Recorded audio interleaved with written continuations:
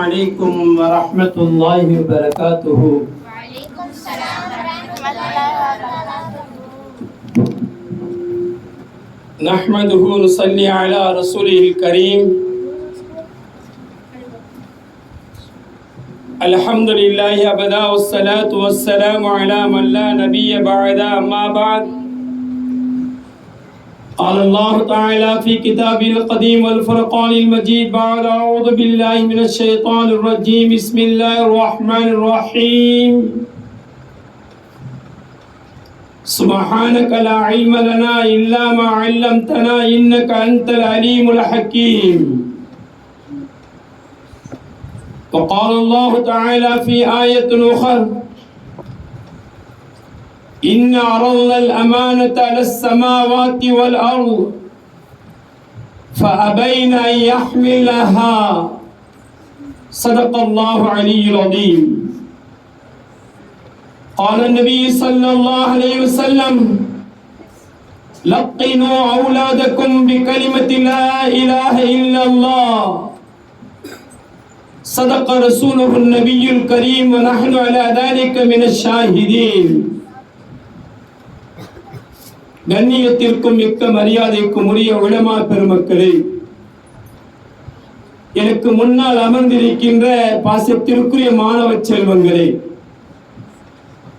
நமது மதரசாவினுடைய 150வது பயான் நிகழ்ச்சியை சிறப்பித்து தருவதற்காக அழைப்பின் பேரிலே இங்கு வந்திருக்கிற எங்களது மதரசாவின் மாணவிகளே, அவர் தம் பெற்றோர்களே, இந்த மஹல்லாவை சார்ந்த தாய்மார்களே, அல்லாஹ் இந்த மஜ்லிஸை பொருந்திக் கொள்வானாக. இந்த மஜ்லிஸுடைய நோக்கம் என்னவா இருக்கிறதோ அந்த நோக்கத்தை அல்லாஹ் முழுமையடைய செய்வானாக. இங்கு வந்திருக்கிற உங்கள் அத்துணை பேர்களுக்கும் நீடிச்ச ஆயுளை, நிறைந்த பாக்கியங்களை, சரீர சுகங்களை அல்லாஹ் நமக்கெல்லாம் வழங்கிடுவானாக. அவன் யாரை தேர்ந்தெடுத்துக் கொண்டானோ அந்த நல்லோர்கள் நாதாக்களாக அல்லாஹ் நம்மையும், நம்முடைய பிள்ளைகள், நம்முடைய பேர குழந்தைகள், நம்முடைய வழிபாடுகளை அல்லாஹ் இருக்க செய்வானாக. நம்மை கொண்டு தீனுடைய வேலையை, மிகச்சிறந்த வேலைகளை அல்லாஹ் வாங்கி அதன் மூலமாய் நமக்கும் நம்முடைய வம்சத்திற்கும் ஈருலகத்தின் வெற்றியான வாழ்க்கையை அல்லாஹ் நசீபாக்குவானாக. இந்த மதரசா இந்த உலக அழிவு வரையிலும் அல்லாஹ்வுடைய பொருத்தம் பெற்றதாக, இந்த மஹல்லா அல்லாஹ்வுடைய பிரத்யேகமான அன்பை பெற்றதாக, இந்த மஹல்லாவிலே வருகின்ற வெள்ளிக்கிழமை திறப்பு விழா காணப்போகிற அந்த மஸ்ஜிதை கொண்டு இந்த மஹல்லாவின் எல்லா வரக்கத்தையும் அல்லாஹ் நிரப்பமாக்கி தந்தருவாராக என்ற நெஞ்ச நிறைந்த துஆக்களோடு, அல்ஹம்துலில்லாஹ். தாய்மார்களே, சகோதரிகளே, எங்களது மதரசாவுடைய மாணவி கண்மணிகளே, அல்லாஹ் அண்ணல் பெருமான் ஸல்லல்லாஹு அலைஹி வஸல்லம் அவர்கள் மூலமாக குர்ஆனை இந்த உலகத்திற்கு தந்தார். குர்ஆனின் மூலமாக இஸ்லாமிய வாழ்க்கையை தெளிவுபடுத்தி காண்பித்தார். பாசத்திற்குரிய பிள்ளைகளே, எங்களது மஹல்லாவை சார்ந்த தாய்மார்களே, அல்லாஹ்வின் பேரருளால் குர்ஆன் எங்கெல்லாம் பாதுகாக்கப்படுகிறதோ, குர்ஆன் எங்கெல்லாம் பயிற்றுவிக்கப்படுகிறதோ, குர்ஆன் எந்த வீடுகளிலே, எந்த இடங்களிலே ஓதப்படுகிறதோ அந்த இடத்தை, அந்த வீட்டை, அந்த மஹல்லாவை அல்லாஹ் பாதுகாக்கிறார். பாசத்திற்குரிய தாய்மார்களே, அண்ணல் பெருமான் ஸல்லல்லாஹு அலைஹி வஸல்லம் அவர்கள் மக்காவை விட்டு வெளியேறிய பொழுது எங்கெல்லாம் அவர்கள் போனார்களோ, போகின்ற இடங்களிலே அவர் முதலில் செய்த வேலை மஸ்ஜிதுக்கு அடிக்கல் நாட்டுவது. பெருமானார் ஸல்லல்லாஹு அலைஹி வஸல்லம் அவர்கள் பிறந்து நபித்துவம் கொடுக்கப்பட்டதற்கு பிறகு 13 ஆண்டு காலம், மொத்தம் 53 வயது வரையிலும் ஸல்லல்லாஹு அலைஹி வஸல்லம் அவர்கள் மக்காவிலே தான் வாழ்ந்தார்கள். மக்காவிலே அவர் இருந்த இடத்திலே, இருந்த காலத்திலே காபத்துல்லா இருந்தது, அல்லாஹ்வின் ஆலயம். ஆனால் மக்காவை விட்டு பெருமானார் ஸல்லல்லாஹு அலைஹி வஸல்லம் அவர்கள் புறப்பட்டு வெளியே வந்த பொழுது, முதலாக மதீனாவை நோக்கி பயணம் செய்த பொழுது, மதீனாவிற்குள்ளே நுழைவதற்கு முன்னதாக எந்த இடத்திலே ஸல்லல்லாஹு அலைஹி வஸல்லம் 4 நாட்கள் தங்கி இருந்தார்களோ அந்த 4 நாட்கள் தங்கி இருந்த இடத்திலே அவர் ஒரு மஸ்ஜித் கட்டினார்கள். அந்த மஸ்ஜிதுக்கு பெயர் குபா மஸ்ஜித். அந்த மஸ்ஜிதை பற்றி அருள்மறை குர்ஆன் இப்படி சொல்லுகிறது: மஸ்ஜிதுன் உஸ்ஸிஸ அலத் தக்வா. மின் அவ்வலி யௌமின் அஹக்க அன் தகூம ஃபீஹி. அற்புதமான செய்தியை அல்லாஹ் சொல்கிறான். ஒரு பள்ளி, ஒரு மஸ்ஜித், இறைவனுடைய முழுமையான தக்வாவின் அடிப்படையிலே கட்டப்பட்ட அஸ்திவாரப்பட்ட மஸ்ஜித். அந்த மஸ்ஜிதை சுற்றிலும் பல நல்ல மனிதர்கள் இருக்கிறார்கள். அந்த மஸ்ஜிதை சுற்றிலும் பல அற்புதமான மனிதர்கள் இருக்கிறார்கள். அவர்களை கொண்டு இதற்கு தீனுக்கு மிக பிரம்மாண்டமான வளர்ச்சி இருக்கிறது என்பதை அல்லாஹ் அந்த வசனத்தின் மூலமாக சுட்டி காட்டுகிறார். பாசத்திற்குரிய நமது மஹல்லாவை சார்ந்தவர்களே, கொஞ்சம் யோசித்து பாருங்கள். கண்ணியத்திற்குரிய ஹஸ்ரத் அவர்கள் மூலமாக இங்கு வந்த இந்த மதரசாவிற்கு பிறகு இதோ பிரம்மாண்டமான ஒரு மஸ்ஜித் அல்லாஹ் உருவாக்கி தந்து விட்டார். அவனுக்கான ஒரு இல்லம் அது உருவாகிவிட்டது. வருகின்ற வெள்ளிக்கிழமை இந்த மஸ்ஜித் திறப்பு விழா காண இருக்கிறது என்றால் அல்லாஹ் குர்ஆனிலே சொல்லுகிறான். அண்ணல் பெருமான் ஸல்லல்லாஹு அலைஹி வஸல்லம் ஹதீஸிலே பேசுகிறார்கள். மஸ்ஜிதுக்காக உதவி செய்பவர்கள் பெரும் பாக்கியசாலிகள். சங்கைக்குரிய அமானுல்லா ஹஸ்ரத் அவர்கள் இதற்கு முன்னால் பேசும் பொழுது கூட சுயமாக சுய தொழில் செய்கிற ஒரு சகோதரி இந்த மஸ்ஜிதுக்காக பிரம்மாண்டமான ஒரு அற்புதமான அன்பளிப்பை மிக சந்தோஷத்தோடு வழங்கி இருக்கிறார் என்று சொன்னார்களே. அண்ணல் பெருமான் ஸல்லல்லாஹு அலைஹி வஸல்லம் அவர்கள் சொன்னார்கள், நீ ஒரே ஒரு மஸ்ஜிதுக்கு ஒரு சின்ன கல்லளவுக்கு பணம் கொடுத்தால், ஒரு சின்ன செங்கலை நீ வாங்கி தந்தால், அல்லாஹ் குர்ஆன் அண்ணல் பெருமான் ஸல்லல்லாஹு அலைஹி வஸல்லம் ஹதீஸிலே சொல்லும் பொழுது ஒரு மஹல்லாவை சார்ந்து அல்லது ஒரு ஊரே சேர்ந்து அல்லது பல மக்கள் சேர்ந்து ஒரு மஸ்ஜிதை கட்டுவார்களேயானால் பனல்லாஹு பைத்தன் ஃபில் ஜன்னah. ஹதீஸிலே சொல்கிறார்கள், உனக்கு ஒரு சொர்க்கத்தின் மாளிகை சொந்தமாக்கப்படுகிறது. அசத்திற்குரிய தாய்மார்களே, அந்த பெண்மணியை பற்றி சொல்கிறார்கள், எல்லோரும் உதவி செய்திருப்பீர்கள். இந்த மஹல்லாவில் இருக்கிற ஒவ்வொருவருமே உங்களுடைய பங்களிப்பை நிச்சயம் இந்த மஸ்ஜிதுக்கு தந்திருப்பீர்கள். அதன் பலனாய் என்ன கிடைக்கப் போகிறது? நாம் இந்த ஒட்டஞ்சத்திரத்திலே இந்த பகுதியிலே வீடு கட்டி அல்லது வாடகைக்கு வீடாக நாம் வாழ்ந்து கொண்டிருக்கிறோம் என்றால் நம் அத்துணை பேர்களுக்கும் சொர்க்கத்திலே ஒரு உயர்ந்த பகுதி அற்புதமான மாளிகைகளோடு அல்லாஹ் சொந்தமாக்குகிறான். எவ்வளவு பெரிய பாக்கியம்! மரியாதைக்குரியவர்களே, மதரசாக்களும் மஸ்ஜிதுகளும் எங்கு வந்து விடுகிறதோ அங்கு பிரத்யேகமான அல்லாஹ்வின் பரக்கத் வந்து விடுகிறது. அல்லாஹ்வுடைய பாதுகாப்பு வந்து விடுகிறது. எங்கு மதரசாக்கள் நடக்குமோ அங்கு அதை சுற்றி இருக்கிறவர்களிடத்திலே கொஞ்சம் பேணுதல் வந்துவிடும்.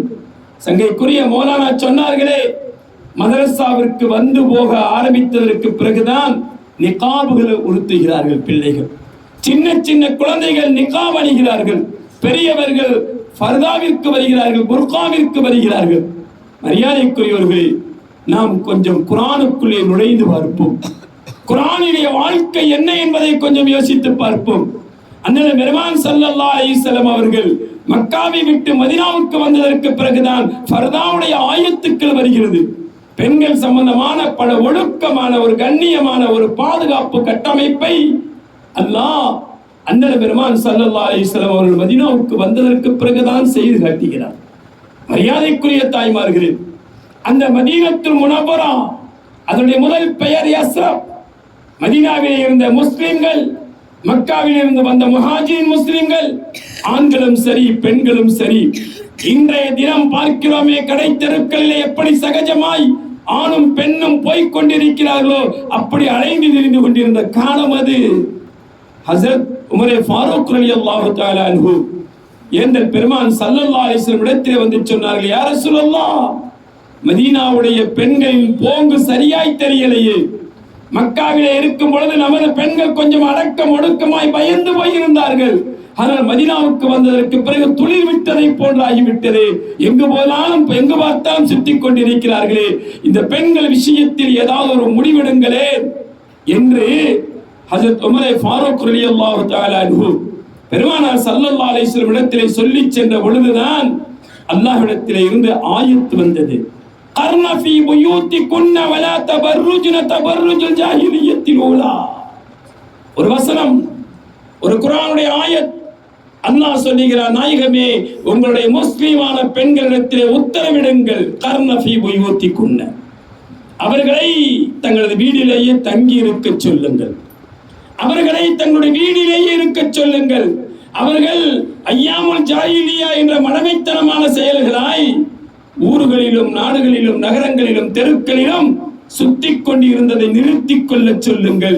இனிமேல் ஒரு முஸ்லிமான பெண் வெளியே திரியக்கூடாது, நிர்பந்தமான தேவை தவிர அவர் வெளியே வரக்கூடாது, அவரை வீடு தங்க சொல்லுங்கள். இந்த வசனம் வருகிறது.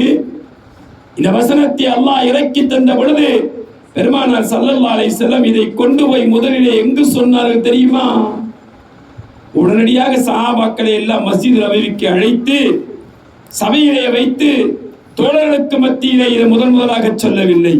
மாறாக இந்த செய்தியை கொண்டு போய் முதலில் சேர்த்தது எங்க தெரியுமா? தன்னுடைய அன்பு மகள் ஹஸ்ரத் ஃபாத்திமா ரலியல்லாஹு தஆலா அன்ஹா. நாம் விளங்க வேண்டும், எந்த ஒரு தீனுடைய விஷயமா இருந்தாலும் வெளியே சொல்லுவதற்கு முன்னால் அந்த அமல் எங்கு வர வேண்டும் என்றால் நமது குடும்பத்திலே வர வேண்டும். பெருமானார் ஸல்லல்லாஹு அலைஹி வஸல்லம் அவர்கள் அதை தன் குடும்பத்தில் இருந்து தொடங்குகிறார்கள். தன் மகள் ஃபாத்திமா ரலியல்லாஹு தஆலா அன்ஹாவிடத்தில் சொல்லி காண்பிக்கிறார்கள், மகளே ஃபாத்திமா, அல்லாஹ்வின் உத்தரவு இது. மகளே ஃபாத்திமா, இது அல்லாஹ்வின் உத்தரவு. இது என் அன்பான மனைவிமார்களே, இது அல்லாஹ்வுடைய உத்தரவு, கட்டுப்படுங்கள், இல்லை என்றால் கடுமையான தண்டனைக்கு நீங்கள் ஆளாகுவீர்கள் என்று பெருமானார் ஸல்லல்லாஹு அலைஹி வஸல்லம் சொன்னார்கள். அதற்கு பிறகுதான் மஸ்ஜித் நபவியிலே அறிவிப்பு செய்யப்பட்டது. அதற்கு பிறகுதான் முழு மதீனாவிலே இருக்கிற ஒவ்வொரு வீட்டிற்கும் போய் இந்த செய்தி சொல்லப்பட்டது. ஆனால் இந்த செய்தி சொல்லப்பட்டதற்கு பிறகு நடந்தது என்ன தெரியுமா? அதிசயம், ஆச்சரியம், பேராச்சரியம். பாசத்திற்குரிய தாய்மார்களே, கண்ணியமான சகோதரிகளே, ஒரே ஒரு சின்ன அமல், அல்லாஹ்வுடைய உத்தரவு.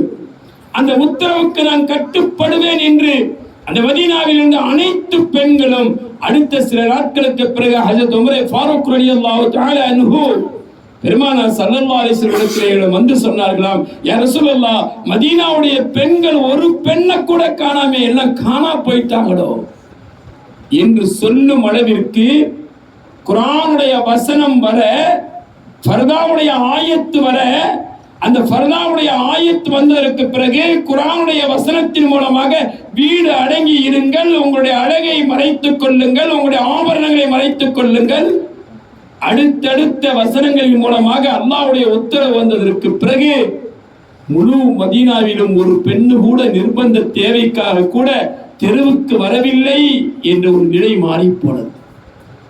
எந்த அளவுக்கு பேணுதலாயானார்கள் தெரியுமா? அண்ணன் பெருமான் ஸல்லல்லாஹு அலைஹி வஸல்லத்தின் குடும்பத்து பிள்ளைகளை பேசுவோம்.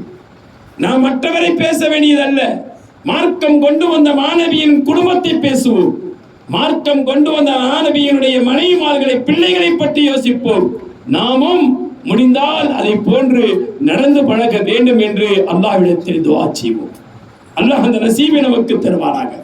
பாசமான பிள்ளைகளே, அன்பானவர்களே, அல்லாஹ் முதலிலே வீடு தங்கி இருக்க சொன்னான். அதற்கடுத்ததாக அல்லாஹ் சொன்ன விஷயம், நாயகமே, உங்களுடைய மோமினான பெண் மக்கள், உங்களுடைய குடும்பம், உங்களுடைய மனைவிமார்கள், உங்களுடைய சஹாபியா பெண்கள், இந்த அத்தனை குடும்பத்திற்கும் நீங்கள் உத்தரவிடுங்கள். அவர்கள் குல்லில் மோமினாத்தி யக்துல்ன மின் அப்சாரிஹின்ன வ யஹ்ஃபல்ன ஃபுரூஜஹுன்ன, வசனத்தின் மூலமாக அல்லாஹ் மீண்டும் மீண்டும் உத்தரவுகள் பெருமானாரிடத்திலே சொல்கிறான். யா ரசூலல்லாஹ், மோமினான பெண்கள், மோமினான பெண்களை சொல்லுங்கள், அவரிடத்திலே உத்தரவிடுங்கள், அவரிடம் சொல்லுங்கள், அவர்கள் தங்களுடைய பார்வையை தாழ்த்தி கொள்ளட்டும் என்று சொல்லுங்கள். அவர்கள் தங்களுடைய அழகை, தங்களுடைய ஆரம்பங்களை, தங்களுடைய ஆபரணங்களை மறைத்துக் கொண்டிருக்கட்டும் என்று சொல்லுங்கள். நாயகமே, இவர்கள் தங்களுடைய அழகை மறைத்துக் கொண்டு, தங்களுடைய ஆபரணங்களை மறைத்துக் கொண்டு, தங்களுடைய உடல் அமைப்பை மறைத்துக் கொண்டு வாழ்வார்களேயானால், இந்த ஒரு செயலின் காரணமாய் அப்படிப்பட்ட பத்திரித்தனமான பிள்ளைகளுக்கு நான் சொர்க்கத்தில் உயர்ந்த மாளிகையிலே வைத்திருக்கிறேன் என்று சோபனம் சொல்லுங்கள், சுபச்செய்தி சொல்லுங்கள். அவர்களுக்கு மிகப்பெரிய வாழ்க்கை, சொர்க்கத்துடைய வாழ்க்கையை சொந்தமாக்குகிறேன், அவருடைய உலகத்துடைய வாழ்க்கையினுடைய தேவைகளை நான் பூர்த்தி செய்கிறேன் என்று சொல்லுங்கள். நாயகமே, இந்த வசனம், இந்த வசனத்துடைய விளக்கங்கள், இவைகளெல்லாம் அண்ணல் பெருமானின் மூலமாக அந்த மஸ்ஜித் நபவியிலே வைத்து சஹாபாக்களின் வாயிலாக சத்திய தோழர்களுடைய மனைவிமார்கள், சத்திய தோழருடைய பிள்ளைகள், பெண் குழந்தைகளுக்கு போய் சேர்ந்ததற்கு பிறகு மதீனாவிலே ஏற்பட்ட மாற்றம் என்ன தெரியுமா? சுப்ஹானல்லாஹ், சுப்ஹானல்லாஹ். ஃபர்தாவுடைய வசனம் வந்துருச்சு, புர்காவுடைய வசனம் வந்துருச்சு, தன்னை தானே மறைத்துக் கொள்ள வேண்டும் என்று அல்லாஹ்வுடைய உத்தரவு வந்துருச்சு. இதற்கு பிறகு மதீனாவிலே நடந்தது ஒரு நிகழ்வு. ஒரு நாள் அண்ணல் பெருமான் ஸல்லல்லாஹு அலைஹி வஸல்லம் தங்களுடைய இரண்டு தோழர்கள் ஹஜ்ரத் ஆயிஷா, தங்களுடைய இரண்டு தோழர்கள் ஹஜ்ரத் அபூபக்கர் சித்திக், ஹஜ்ரத் உமர் ஃபாரூக் ரலியல்லாஹு தஆலா அன்ஹு, இந்த இரண்டு பெருமக்களோடு மஸ்ஜித் நபவி விட்டு தெருவிலே வெளியே செல்கிறார்கள். சென்றவர்கள் நீண்ட தூரத்தின் நடை, ஏதோ ஒரு நோக்கமாய் செல்கிறார்கள். அப்படி செல்லும் பொழுது இன்னொரு தெருவிலே இருந்த ஹஸ்ரத் அலியும் ஒன்று சேர்ந்து கொள்கிறார்கள். 4 பெருமக்களும் நடந்து சென்று கொண்டிருக்கிறார்கள். அப்படி நடந்து சென்று கொண்டிருக்கும் பொழுது அவர்களுக்கு முன்னால் ஒரு பெண்மணி மிக தூரத்திலே செல்கிறார்.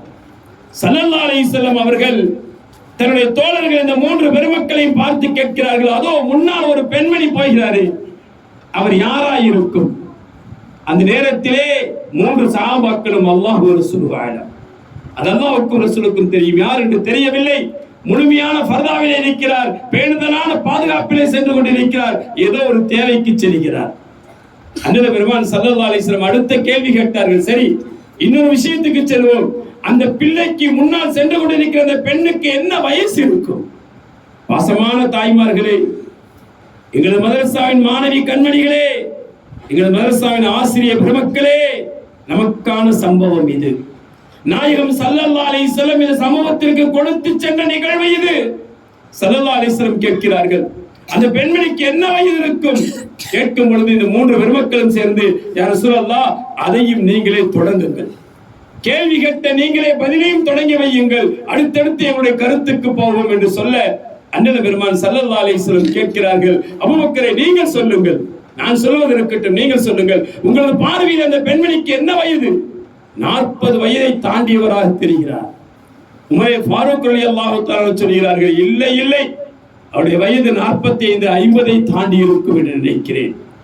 அடுத்து பெருமானார் ஸல்லல்லாஹு அலைஹி வஸல்லம் சொல்கிறார்கள், எனக்கு என்னவோ 40க்கு முன்னால் உள்ள வயது, ஒரு 30 35 மதிக்கத்தக்க பிள்ளையாய் தெரிகிறார் என்று சொல்ல, இந்த 3 பெருமக்களும் 30 40 45 என்ற வயது வித்தியாசங்களை பேசிக் கொண்டதற்கு பிறகு நிறைவாக ஹஜ்ரத் அலியிடத்திலே கேட்கிறார்கள், அலியே நீங்கள் சொல்லுங்களேன், அதோ தூரத்தில் நடக்கிற அந்த பெண்மணி, அந்த பெண்மணிக்கு என்ன வயது இருக்கும்? அவருடைய நடையை வைத்து ஒரு அனுமானமாய் சொல்லுங்களேன் என்று கேட்ட பொழுது ஹஜ்ரத் அலி ரலியல்லாஹு தஆலா சொன்னார்களாம், யா ரசூலல்லாஹ், நிச்சயமாக நீங்கள் எல்லாம் கணித்ததை போன்றல்ல, அவர் 30 வயதுக்கு கீழ் உள்ள சின்ன பிள்ளையாக, இளம் பிள்ளையாக, வாலிப வயது மிக்க பெண்ணாகத்தான் இருப்பார் என்று நான் கருதுகிறேன் நாயகம் என்று சொல்கிறார்கள். இப்படி பேசிக்கொண்டே இந்த நிகழ்வு செல்லுகிறது. அந்த பெண்மணி முன்னால் சென்று கொண்டிருக்கிறார். சிறிது தூரம் நடந்ததற்கு பிறகு அண்ணல் பெருமான் ஸல்லல்லாஹு அலைஹி வஸல்லம் தன்னுடைய அன்பு மருமகனார் ஹஜ்ரத் அலியிடத்திலே சொல்கிறார்கள், அலியே, அந்த பெண்ணை பின்தொடர்ந்து செல்லுங்கள், அந்த பெண் எந்த வீட்டிற்கு போகிறார் என்று பாருங்கள். அவர் வீட்டிற்குள்ளே நுழைந்ததற்கு பிறகு வீட்டிற்கு வெளியே இருந்து கொண்டு சலாம் சொல்லி அந்த பெண் யார் என்பதை தெரிந்து கொண்டு நீங்கள் மஸ்ஜித் நபவிக்கு வாருங்கள், நாங்கள் மூவரும் மஸ்ஜித் நபவி திரும்புகிறோம் என்று சொல்லி தன்னுடன் வந்த 2 தோழரை அழைத்துக் கொண்டு பெருமானார் ஸல்லல்லாஹு அலைஹி வஸல்லம் மஸ்ஜித் நபவிக்கு வருகிறார்கள். பாசமான பிள்ளைகளே, நெஞ்ச நிறைந்த தாய்மார்களே, பெருமானார் வந்துட்டாங்க, 2 சஹாபாக்கள் வந்துட்டாங்க. ஹஜ்ரத் அலி ரலியல்லாஹு தஆலா அன்ஹு அந்த பெண்மணியை தொடர்ந்து செல்கிறார்கள். பல தெருவுகளுக்குள்ளே போய்விட்டு நிறைவாக அந்த பெண்மணி, அவர் போன வீடு எந்த வீடு தெரியுமா? ஹஜ்ரத் ஃபாத்திமா ரலியல்லாஹு தஆலா அன்ஹாவுடைய வீட்டிற்குள்ள. ஹஜ்ரத் அலி அவர்களுக்கு ஒரு சந்தோஷம். என்ன சந்தோஷம் என்றால், உள்ளே சென்றிருக்கிற பெண்மணி நமது வீட்டுக்குள்ளே சென்றிருக்கிறார். சிறிது நேரத்தில் ஏதோ தேவைக்கு போயிருக்கலாம், திரும்பி வரட்டுமே, அந்த பெண்மணியிடத்தில் நாம் ஏன் பேச வேண்டும்? நம் மனைவியிடத்தில் யார் என்று தெரிந்து கொள்வோமே. நீண்ட நேரம் வெளியே நிற்கிறார்கள், உள்ளே போன எந்த பெண்ணும் வெளியே வரவில்லை. ஹஜ்ரத் அலி ரலியல்லாஹு தஆலா, அஸ்ஸலாமு அலைக்கும் யா அஹ்லி, என்னுடைய வீட்டுக்காரம்மா அழைக்கிறார்கள், சலாம் சொல்லி அழைக்கிறார்கள். பாத்திமா அஸ்ஸலாமு அலைக்கும். வலைக்கும் அஸ்ஸலாம் பதில் சொன்னவர்களாக கதவை திறந்த உடனே உள்ளே செல்லாமல் ஹஸரத் அலி ரலியல்லாஹு தஆலா கேட்கிறார்கள், பாத்திமா சிறிது நேரத்திற்கு முன்னால் ஒரு பெண்மணி வந்தாரே, அவர் வெளியே செல்லவில்லையே, நமது வீட்டுக்குள்ளேயே இருக்கிறாரோ என்று கேட்க, இல்லையே, யாரும் வரவில்லையே, நான் தானே வந்தேன் என்று சொல்கிறார். பாசத்திற்குரிய தாய்மார்களே, இந்த நிகழ்வு நடக்கும் பொழுது ஹஸரத் ஃபாத்திமா ரலியல்லாஹு தஆலாவுடைய வயசு 27 மதிப்பு, 27 வயது மதிக்கத்தக்க பெண்மணி தெருவிலே சென்று கொண்டிருந்த பொழுது 2 தோழர்கள் இன்னொருவராக தன்னுடைய தந்தை, இவருடைய அமைப்பு, இவருடைய பார்வை எப்படி இருந்தது என்றால் 40 வயது, 45 வயசு, 50 வயசு. அவருடைய பார்வையிலே ஹஸரத் ஃபாத்திமாவுடைய நிலை எப்படி தெரிகிறது என்றால் 40 வயது மதிக்கத்தக்க பிள்ளை, 45 இல்லை 50 என்று மாறுபட்ட நிலையிலே அவர் தன்னை காட்டிக் கொள்கின்ற அளவிற்கு பர்தாவிலே பேணுதலாக இருந்திருக்கிறார்கள். ஆனால் இன்றைய நம்முடைய பெண்களின் நிலை என்ன? நம்முடைய பர்தாவின் நிலை என்ன? நம்முடைய பர்தாவிலே இருக்கிற ஈடுபாடு என்ன? ஏன் அப்படி அவர்கள் அப்படி இருக்க வேண்டும்? என்ன காரணம்? மரியாதைக்குரியவர்களே, ஹஸரத் அலி ரலியல்லாஹு தஆலா அன்ஹு அது ஃபாத்திமா தான் என்று தெரிந்து கொண்டு இவரை தவிர வேறு யாரும் உள்ளே வரவில்லை என்பதை உறுதி செய்து கொண்டு நேராக மஸ்ஜித் நபவிக்கு வந்தார்கள். அண்ணல் பெருமான் ஸல்லல்லாஹு அலைஹி வஸல்லம் இடத்திலே ஹஸரத் அலி ரலியல்லாஹு தஆலா சென்ற பெண்மணி வேறு யாரும் இல்லை, நாயகமே, உங்களுடைய மகள், அன்பு மகள் ஃபாத்திமா ரலியல்லாஹு தஆலா.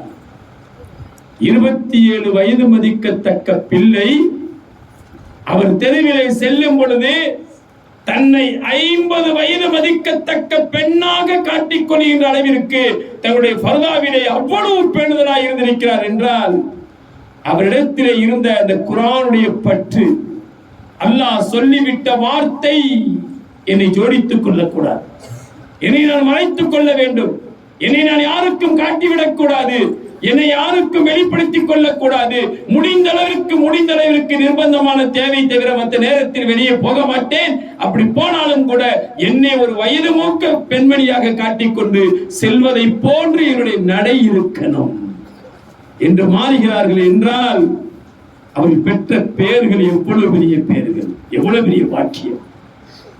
இந்த நிகழ்வு முடிகிறது. இந்த நிகழ்வுக்கு பிறகு அடுத்த சில மாதங்களுக்கு பிறகு இதே மாதிரியான ஒரு பிரச்சனை, இதே மாதிரியாக இந்த 4 பேர்களுமே, அப்பொழுதும் வயது வித்தியாசத்தின் பிரச்சனை. ஒருவர் 40 என்று சொன்னால் இன்னொரு 50 என்று சொல்ல உமர் ரலியல்லாஹு தஆலா மட்டும் சொன்னார்கள், இல்லை இல்லை, அந்த பெண்மணியுடைய நடையிலே ஒரு விதமான தளர்வு இருக்கிறது, நடுக்கம் இருக்கிறது, எனவே அந்த பெண்மணி 60 தாண்டி இருப்பார். கூன் விழுந்த பெண்ணை போல் நடந்து செல்கிறார், குனிந்தவராக நடந்து செல்கிறார், வயது மூத்த பெண்மணியாய் தெரிகிறார் என்று சொல்ல இந்த 3 பேர்களையும் தவிர ஹஸரத் அலி மட்டும் இல்லை, நாயகமே, இல்லை இல்லை, அந்த பிள்ளைக்கு 28 29 தான் இருக்கும். எவ்வளவு பெரிய வித்தியாசம்! பெருமானார் ஸல்லல்லாஹு அலைஹி வஸல்லம் தன்னுடைய 2 தோழர்களையும் அழைத்துக் கொண்டு, ஹஸரத் அலியையும் அழைத்துக் கொண்டு, அந்த பெண்மணி இன்று எந்த வீட்டிற்கு போகிறாரோ அந்த வீட்டிற்கே செல்லுவோம், அவரிடத்திலே நேரிலே போய் பேசுவோம் என்று எல்லோரையும் அழைத்துக் கொண்டு செல்கிறார்கள். அவர் இன்னொரு வீட்டிற்குள்ளே சென்று எதையோ ஒன்றை கொடுத்து விட்டு மீண்டும் வெளியே வந்து அவர் தன்னுடைய வீட்டிற்கு செல்கிறார். அன்றும் அவர் சென்ற வீடு ஹஸரத் ஃபாத்திமாவுடைய வீடு. பெருமானார் ஸல்லல்லாஹு அலைஹி வஸல்லம் 2 தோழர்கள், ஹஸரத் அலி ரலியல்லாஹு தஆலா அன்ஹு, 3 பேரும் நீண்ட நேரம் தன்னுடைய வீட்டின் மகளுடைய வீட்டின் தலைவாயிலை காத்திருந்து அதற்கு பிறகு மீண்டும் யாருமே வெளியே வராததை கண்டு இவர்களே சலாம் சொல்லி மகளிடத்தில் உள்ளே செல்ல, மகளே ஃபாத்திமா, சிறு நேரத்திற்கு முன்னால் ஒரு பெண்மணி வந்தாரு, யார் அவர் என்று கேட்க, இல்லை நாயகமே, இல்லை என் தந்தையே, வந்தது நான் தான் என்று சொல்ல, அம்மா நீதான் வந்தாய் என்றால் எனக்கு ஒரு சந்தேகம் தாயே, நீதான் அது என்றால் எனக்கு ஒரு சந்தேகம். என்ன தகப்பனார், என்ன கத்தா? அப்பொழுது அந்த பிள்ளை கேட்கிறார்கள். அண்ணன் பெருமான் ஸல்லல்லாஹு அலைஹி வஸல்லம் சொன்னார்கள், யா ரசூலல்லாஹ், அண்ணன் பெருமான் ஸல்லல்லாஹு அலைஹி வஸல்லம் சொன்னார்கள், மகளே ஃபாத்திமா, ஒரு 2 மாதங்களுக்கு முன்னால் உன்னுடைய வயதிலே வித்தியாசம் மிக எங்கள் 3 பேர்களுக்கு மத்தியிலே மிக நெருக்கமான வித்தியாசமான உன்னுடைய பார்வையிலே இருந்தாய். ஆனால் இன்று பார்க்கும் பொழுது என்னுடைய கண்ணிலேயே நீ 50 வயது பிள்ளையை போல தெரிந்தாயே, வயது மூத்த பெண்ணை போல தெரிந்தாயே. எப்படி அம்மா அது? ஆனால் உன்னுடைய கணவனுடைய கண்ணுக்கு மட்டிலுமே நீ அதே வயதிலே தெரிகிறாயே. அப்படிப்பட்ட ஒரு மாற்றத்தை அல்லாஹ் என்னுடைய கண்ணிலே வித்தியாசத்தை வைத்து விடும் அளவிற்கு நீ என்னமா செய்தாய் என்று கேட்க, அல்ஹம்துலில்லாஹ் அல்ஹம்துலில்லாஹ் அல்ஹம்துலில்லாஹ். ஹஜ்ரத் ஃபாத்திமா 3 முறை அல்ஹம்துலில்லாஹ் சொல்றாங்க. ரசூலுல்லாஹி ஸல்லல்லாஹு அலைஹி வஸல்லத்துக்கு விளங்கல. என்னம்மா நான் கேள்வி கேட்டுட்டு இருக்கேன், நீ அல்ஹம்துலில்லாஹ் சொல்ற? ஆமாத்தா, பல மாதங்களுக்கு முன்னால் என்னுடைய வயது சம்பந்தமான பிரச்சனை உங்களுக்கு மத்தியே வந்ததல்லவா? நீங்கள் உங்களுடைய மருமகனை என்னுடைய வீட்டிற்கு அனுப்பினார்கள் அல்லவா?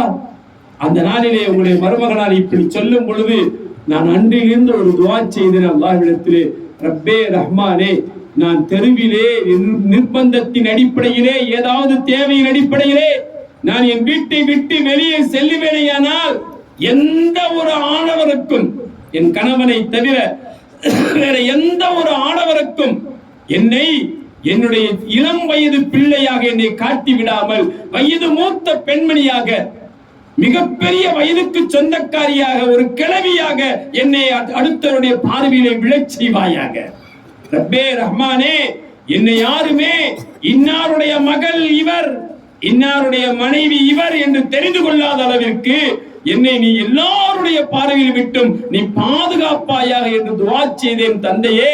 அதனால் தான் என் கணவர் அல்லாத என்று நான் அல்லாஹ்விடத்தில் சொன்ன காரணத்தினால் தான் என் தந்தையான நீங்களும் கூட என்னுடைய கணவர் அல்லாதவர் தானே. அதனால் தான் நாயகமே, அதனால் தான் ஏந்தலே ரசூலே, நீங்கள் உங்களுடைய பார்வையும் நான் 50 வயது பிள்ளையாக தெரிந்திருக்கிறேன் என்று சொன்னார்களாம். இந்த நிகழ்வு நடந்த ஒரு சில நாட்களுக்கு பிறகுதான் அல்லாஹ் அண்ணல பெருமானிடத்திலே ஒரு சுப செய்தி சொன்னான். அந்த சுப செய்தி என்ன தெரியுமா? என்னுடைய அன்பான, என்னுடைய பாசமான ஹபீபே ரசூலே, உங்களுடைய மகள் ஹஸ்ரத் ஃபாத்திமா அவர்கள் சொர்க்கத்தின் தலைவியாக, முதலாக சொர்க்கம் செல்கின்ற பெண்மணியாக நாம் அவரை அமைத்து வைத்திருக்கிறோம். அந்த பாக்கியம் அந்த பிள்ளைக்கு தந்திருக்கிறோம் நாயகமே என்று சோபனம் சொல்லுகிறார். ஒரு ஃபர்தாவின் பேணுதல்.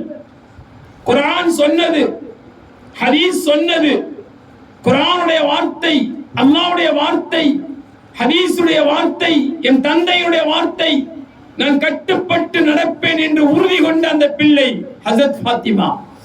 அதன் பின்னணியிலே அவர் அடைந்த பேரு, அவர் அடைந்த பாக்கியம், அவர் அடைந்த மிக உயர்ந்த நிஅமத் அது என்ன தெரியுமா?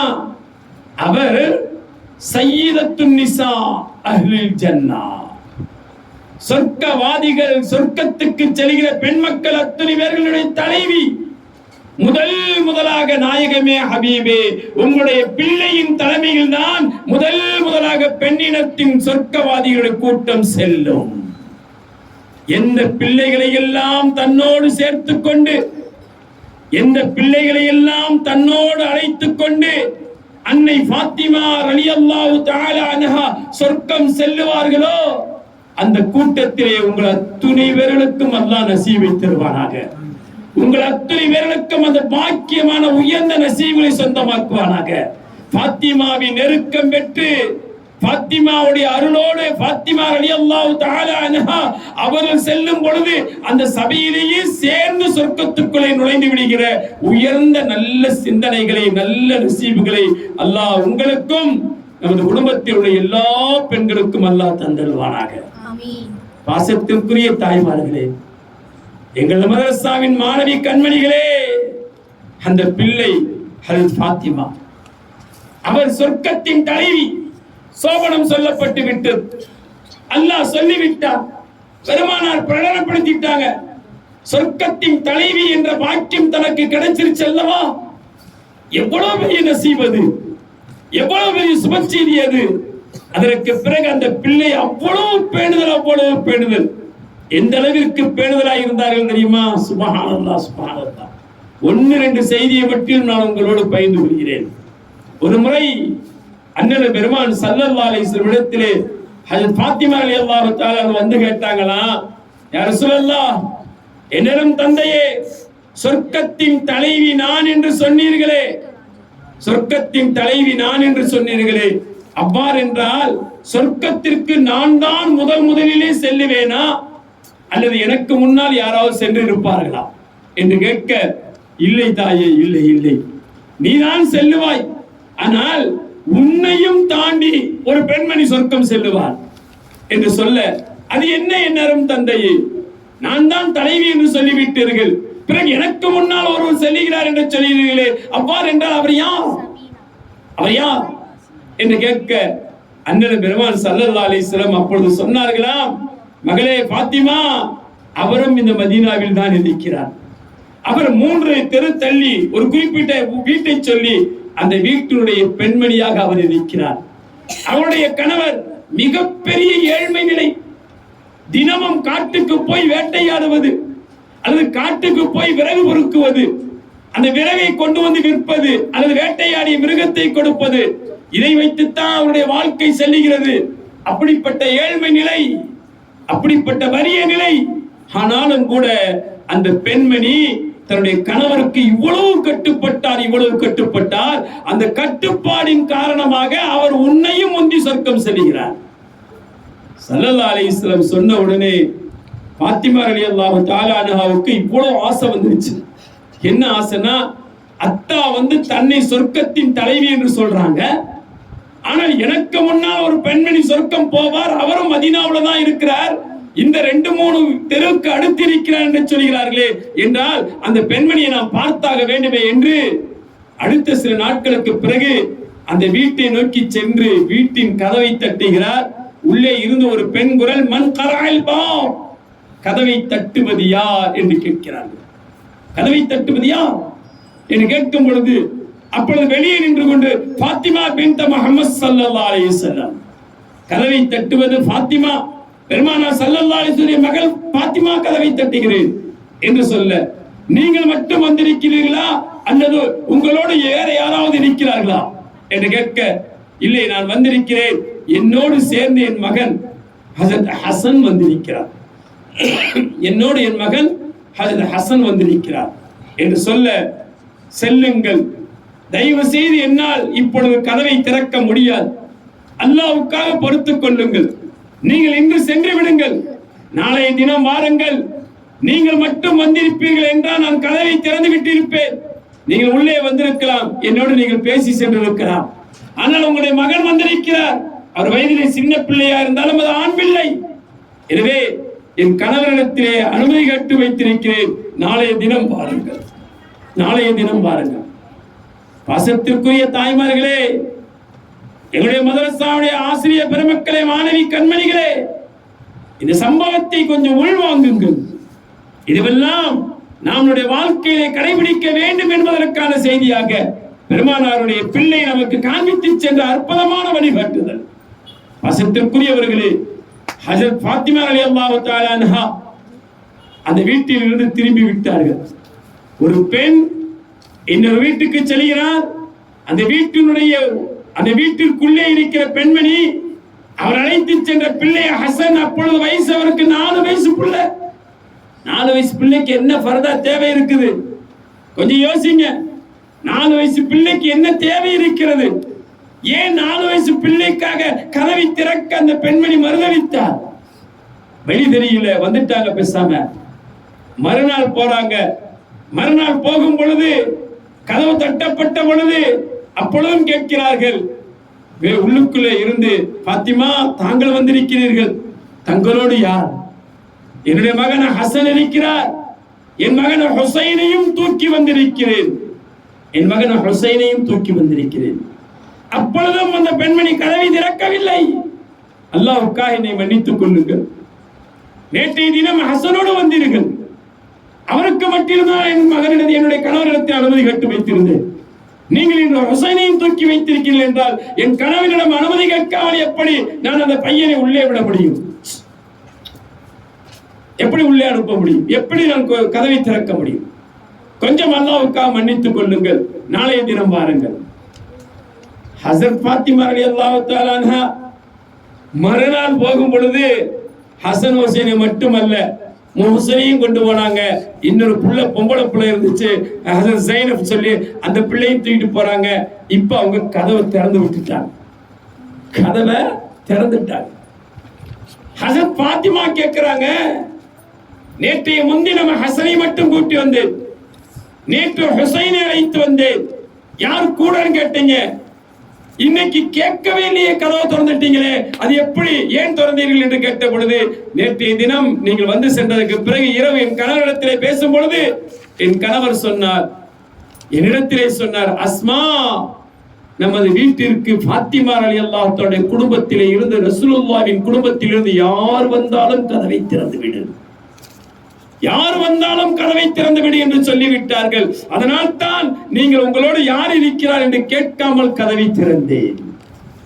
உள்ள போய் பார்க்கிறாங்க, அந்த வீட்டுல ஒண்ணுமே இல்லை.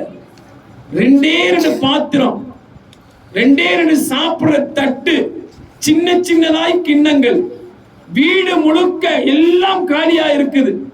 இந்த அம்மா மட்டும்தான் இருக்கிறாங்க, வேற அங்க குழந்தைகளும் இல்லை. நீங்க என்னதாங்க செய்வீங்க?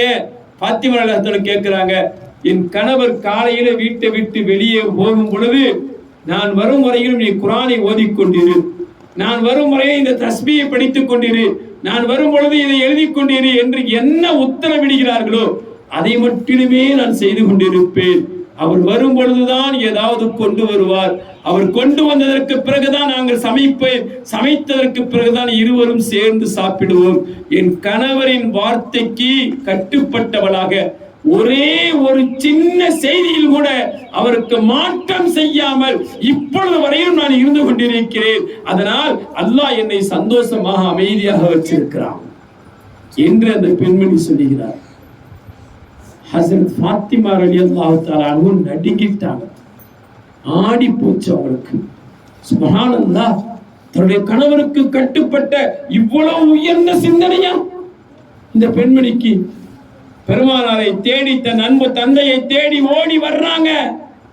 தன்னுடைய பெருமானார் தன்னுடைய தந்தையை பார்ப்பதற்கு மஸ்ஜித் நபியிலே இருக்கிறார்கள். யா ரசூலல்லாஹ், என்னரும் தந்தையே, சொன்ன பிள்ளையை பார்த்து வந்தேன், அவரது கட்டுப்பாடு என்ன என்பதை தெரிந்து கொண்டேன். தன் கணவருக்கு அவர் கட்டுப்பட்டு இருக்கிற அந்த உயர்ந்த குணம்.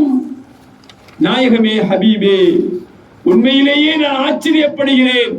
ஆனாலும் இப்பொழுது எனக்கு என்ன சந்தேகம் என்றால், அவர்தான் முதலாக எனக்கு முன்னால் சொர்க்கம் போவார் என்று சொல்கிறீர்களே, அது எப்படி என்னும் தந்தையே, அது ஏன் நாயகமே, அவர் எப்படி சொர்க்கத்துக்குள்ளே முதலாக நுழைவார் என்று கேட்க, மகளே ஃபாத்திமா, பெருமானார் ஸல்லல்லாஹு அலைஹி வஸல்லம் சொல்லுகிற விளக்கத்தை பாருங்கள். என்னரும் மகளே ஃபாத்திமா, நாளைய தினம் சொர்க்கவாதிகள் எல்லாம் சொர்க்கத்துக்கென்று பிரித்து வைத்திருக்கப்படும் பொழுது, நாளைய தினம் சொர்க்கவாதிகள் எல்லாம் சொர்க்கத்துக்கென்று பிரித்து மஹ்ஷரிலே இருந்து சொர்க்கத்துக்குள்ளே அனுப்பி வைக்கப்படுவதற்கு முன்னால் அல்லாஹ்வின் புறத்திலே இருந்து ஒரு உத்தரவு வரும். சொர்க்கவாதிகளாம் தனியாயிருப்பார்கள், சொர்க்கத்துக்குரியவர்கள் எல்லாம் தனிமையாயிருப்பார்கள், மஹ்ஷரிலே அல்லாஹ்வின் அரிசுக்கு கீழ் இருப்பார்கள். அவர்கள் இப்பொழுது ஜன்னத்துக்குள்ளே அனுப்பி வைக்கப்பட வேண்டும். அப்படி அனுப்பி வைக்கப்படுகின்ற முதல் செய்தியாக அல்லாஹ் சொல்லுவான், என்னுடைய பொருத்தம் பெற்று விட்டவர்களே, என்னுடைய ரிலாவுக்கு காரணம் பெற்று என்னுடைய ரிலாவை பெற்று விட்டவர்களே, என்னுடைய ரிலாவிற்கு காரணமான உலகத்தின் தூய்மையான வாழ்க்கையை வாழ்ந்தவர்களே, இதோ இன்னமும் கொஞ்ச நேரத்தில் என் ஹபீப் முஹம்மது ரசூல் ஸல்லல்லாஹு அலைஹி வஸல்லம் மகள் ஃபாத்திமா சொர்க்கத்துக்குள்ளே செல்லப் போகிறார் என்ற உத்தரவு வரும் பொழுது, நீங்கள் சொர்க்கத்தின் ஒரு அழகிய வாகனத்திலே அமைத்து வைக்கப்பட்டிருப்பாய், உன்னுடைய அந்த குதிரையின் கடிவாளத்தை இந்த பெண்மணி பிடித்துக் கொண்டு முன்னால் செல்லுவார் என்று பெருமானார் ஸல்லல்லாஹு அலைஹி வஸல்லம் சொல்கிறார். இப்படி சொன்ன உடனே அது ஃபாத்திமாவுக்கு இன்னொரு கவலை. என்ன கவலை தெரியுமா? என்னும் தந்தையே, அவ்வாறு என்றால் எல்லோருக்கும் மத்தியிலே என்னை முதலிலே அல்லாஹ் சொர்க்கம் அனுப்புவானேயானால் அப்பொழுது அந்த சொர்க்கவாதிகள் எல்லாம் என்னை பார்ப்பார்களா என்று கேட்கும் பொழுது பெருமானார் ஸல்லல்லாஹு அலைஹி வஸல்லம் அதற்கு விளக்கம் தந்தார்கள். இல்லை அம்மா, இல்லை, நீ உள்ளே செல்லுவதற்கு முன்னால் அல்லாஹ் சொர்க்கவாதிகளிடத்திலே உத்தரவிடுவான், உங்களுடைய பார்வைகளை தாழ்த்தி கொள்ளுங்கள். என் ஹபீப் ஸல்லல்லாஹு அலைஹி வஸல்லம் அவருடைய அன்பு மகள் தங்களுடைய அற்புதமான அந்த மாளிகைக்குள்ளே நுழைய இருக்கிறார். சொல்லிவிட்டு ரசூலுல்லாஹி ஸல்லல்லாஹு அலைஹி வஸல்லம் இன்னொன்றையும் சொன்னார்களாம், மகளே ஃபாத்திமா, அப்படி நீ சொர்க்கம் செல்லும் பொழுது என்னுடைய உம்மத்தில் இருந்து ஒரு பெரும் கூட்டம் இஸ்லாமிய பெண்கள் உன்னோடு சேர்ந்தும் சொர்க்கத்துக்குள்ளே வருவார்கள் தாயே என்று சொல்கிறார். பாசத்திற்குரிய பிள்ளைகளே, நீங்கள் சபதம் கொள்ளுங்கள், அல்லாஹ் அந்த உயர்ந்த நசீவை உங்களுக்கு எல்லாம் தருவானாக. அந்த உயர்ந்த அந்தஸ்துக்குரிய அந்த நாளைய மஹ்ஷரின் முதல் வைபவம், அந்த அற்புதமான சபை, அந்த சபையிலே அல்லாஹ் உங்களை எல்லாம் கண்ணியப்படுத்துவானாக. பிள்ளை ஃபாத்திமா, அண்ணல பெருமான் ஸல்லல்லாஹு அலைஹி வஸல்லம் அவர்கள் தன் அன்பு மகளிடத்திலே இது போன்ற நிகழ்வுகள், மிக அற்புதமான குர்ஆனுடைய வார்த்தைகளுக்கு கட்டுப்பட்ட வாழ்ந்த வாழ்க்கை, இப்படிப்பட்ட காலத்திலே தான் தன்னுடைய மகளிடத்திலே பெருமானார் ஸல்லல்லாஹு அலைஹி வஸல்லம் இப்படியும் ஒரு செய்தி சொன்னார்கள். மகளே ஃபாத்திமா, உன்னுடைய கணவர் ஏழையாக இருக்கிறார், வறியவராக இருக்கிறார். மகளே ஃபாத்திமா, உன்னுடைய கணவர் பலகீனமானவராக இருக்கிறார். பொருளாதாரத்தில் மிகப்பெரிய பலகீனம் அவர். பலகீனம் என்றால் உடல் ரீதியாக நினைத்து விடக்கூடாது, பொருளாதார பலகீனம், மிகப்பெரிய ஏழ்மை, மிகப்பெரிய வறிய நிலை. மகளே ஃபாத்திமா, தகப்பனாக நான் உன்னிடத்தில் ஒன்றை சொல்லுகிறேன், எந்த நிலையிலும் நீ உன்னுடைய கணவருடைய மன வருத்தத்துக்கு ஆளாகின்ற அமைப்பில், உன் கணவனால் உனக்கு நிறைவேற்றி கொடுக்க முடியாத எதையாவது கேட்டு அதை அவர்கள் வாங்கி தர முடியாத நிலை ஏற்பட்டு அதனால் ஒரு மன சஞ்சலத்தை உன் கணவருக்கு நீ எப்பொழுதும் ஏற்படுத்தி விடாதே மகளே. மகளே ஃபாத்திமா, உனக்கு ஏதாவது தேவை இருக்குமேயானால் உன் தந்தையான என்னிடம் கேள். என் மருமகனிடத்தில் எதையும் கேட்டு அவரது மன சங்கடத்திற்கு ஆளாக்கி விடாதே. வாங்கி கொடுக்க முடியலையே என்ற வருத்தத்தை உன் கணவருக்கு தந்து விடாதே மகளே. உன் தந்தையான என்னிடம் கேள், எது வேண்டும் என்றாலும் கேள். இல்லையா, நீ கேட்க வேண்டும் என்று நினைத்தால் உனக்கு எது தேவையா இருந்தாலும் அது அல்லாஹ்விடம் மட்டுமே கேள் அம்மா. பெருமானார் ஸல்லல்லாஹு அலைஹி வஸல்லம் தன்னுடைய மகளை வார்த்தெடுக்கிறார்கள். நம்முடைய பிள்ளைகளை நாம் அப்படி உருவாக்க வேண்டும். தீனுக்கு சாதகமான பிள்ளையாக, குர்ஆனுக்கு சாதகமான பிள்ளையாக, ஹதீஸுக்கு சாதகமான பிள்ளையாக நமது பிள்ளையை உருவாக்க வேண்டும்.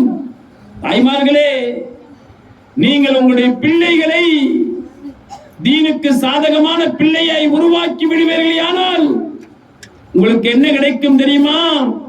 கேள்வி கணக்கே இல்லாத சொர்க்கம் கிடைக்கிறது. மறுமையில எந்த அலக்களிப்பும் இல்லை உங்களுக்கு. நான் நினைக்கிறேன், டீ சப்ளை ஆகுது நினைக்கிறேன், தயவு செய்து பேசாம குடிங்க, காதுல கேட்டுக்கிட்டு மட்டும் குடிங்க. ஒருத்தருக்கு ஒருத்தர் எடுத்து கொடுக்க வேணாம்.